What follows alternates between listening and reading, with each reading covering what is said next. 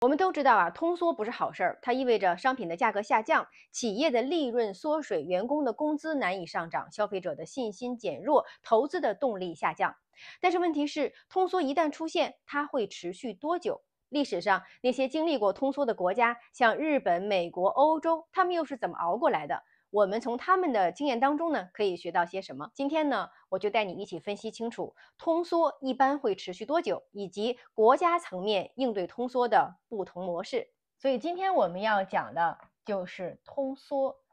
历史上的应对经验。通缩呀，说的白一点，就是钱变得越来越值钱了，可是你的资产在缩水，工作机会会减少，企业不愿意扩张，连银行都开始变得谨慎起来了。那这种看似物价便宜的背后呢，是经济活力不断在流失。而更加严重的是啊，一旦通缩持续的时间过长了，那公众的预期会发生变化，大家开始习惯明天会比今天更便宜，于是呢，今天就更不消费、不投资、不借贷，反而啊会更多的进行储蓄。那这个时候呢，整个社会的货币流通速度会大幅的下降，央行即使印再多的钱，它的乘数效应也没有办法放大，政策效果就开始失灵了。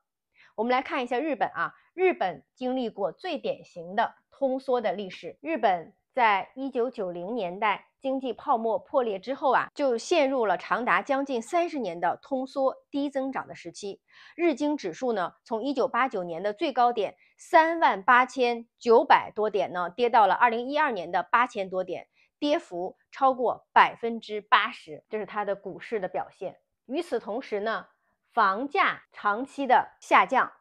工资水平多年停滞不前，GDP 的增长呢几乎是零，政府的债务不断的上升，就形成了所谓的失去的30年。我们关键看日本是怎么熬过来的，答案呢可以用3个词来形容：宽松的货币政策、忍耐加等待。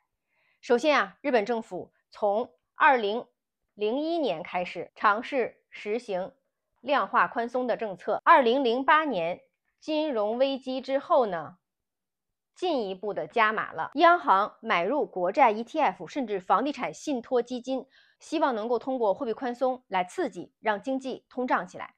但是效果不明显，因为日本公众对通缩的预期太强了。其次就是日本的企业和家庭都变得极度保守，不轻易扩大投资，也不愿意增加家庭的开支。再加上日本少子化、高龄化、劳动力萎缩，使得日本的经济呢始终缺乏活力。直到2013年安倍上台以后呢，推出了安倍经济学，才开始尝试财政政策和货币政策并行。但是至今为止呢，日本的通缩阴影仍然没有完全走出去。所以呢，日本给我们的教训就是，一旦通缩根深蒂固了，那就很难靠单一的政策进行逆转了。我们再来看美国，美国历史上最严重的一次通缩呢，是1929年经济大萧条之后，当时呢，股市崩盘，银行倒闭，失业率飙升，CPI 连续下跌。美国1929年到1933年整体物价水平下跌了将近25%，就是所有东西都便宜。面对这种局面呢，罗斯福总统在1933年上台之后，推出了罗斯福新政，扩大政府的支出。第二，大规模的基建，于是就可以带动就业，提供更多的岗位。同时呢，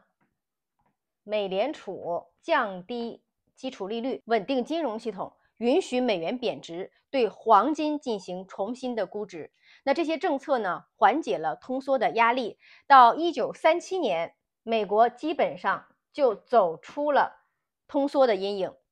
美国的经验告诉我们呢，通缩不能靠市场自愈，一定要通过政府强有力的财政刺激和系统性的改革，打破大家对通缩的预期。然后我们再来看欧洲，2010年左右呢，欧洲出现了欧债危机，特别是希腊、西班牙、意大利等国家陷入了财政困境。为了压缩财政赤字，这些国家呢选择紧缩开支、加税、削减公共部门的投入，结果消费和投资持续的萎缩。从2013年起啊，整个欧元区的 CPI 一度逼近了0，甚至是负值。那欧洲央行呢，直到2015年才开始启动大规模的量化宽松计划，也就是 QE，同时推出了负利率的政策来刺激经济。尽管之后欧洲的 CPI 略有回升，但是由于欧洲结构性的问题，比如说他们的人口老龄化、产业转型慢、财政政策缺乏协调，通缩的压力并没有完全根除。欧洲给我们的教训呢，就是如果欧盟各国不能协调一致，那仅仅靠欧洲央行的货币政策很难化解通缩的困境。这些国家的历史告诉我们，通缩之后呢，通常会有两种结局。第一种呢，就是像日本那样进入长期低增长、低通胀的慢性病模式，社会变得保守，大家消费节俭，年轻人进入低欲望的时代。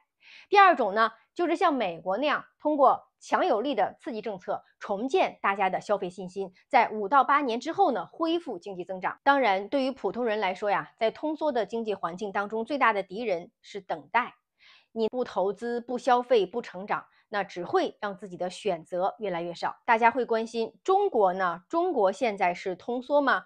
中国呀，当前不属于全面通缩，未来呢，我们也不会进入通缩。我们现在呢，更像是结构性的通缩或者是类通缩的状态。什么意思呢？就是有些数据和通缩很像，比如说 CPI 走弱 ，PPI 在负增长，房价在下降，大家的消费意愿不强。但是另外一方面呢，我们的很多数据不像通缩，比如说有一些高端的服务、教育、医疗等领域的价格仍然在上涨，物价呢没有像通缩时代那样出现全面的下降，甚至是崩盘。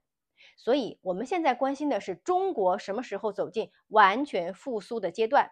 我认为呢，主要取决于以下3个因素：第一，中国的房地产市场什么时候能够企稳甚至回暖；第二，我们的财政政策是否加大力度扩张性的支出；第三，咱们的居民和企业的信心什么时候能够重建。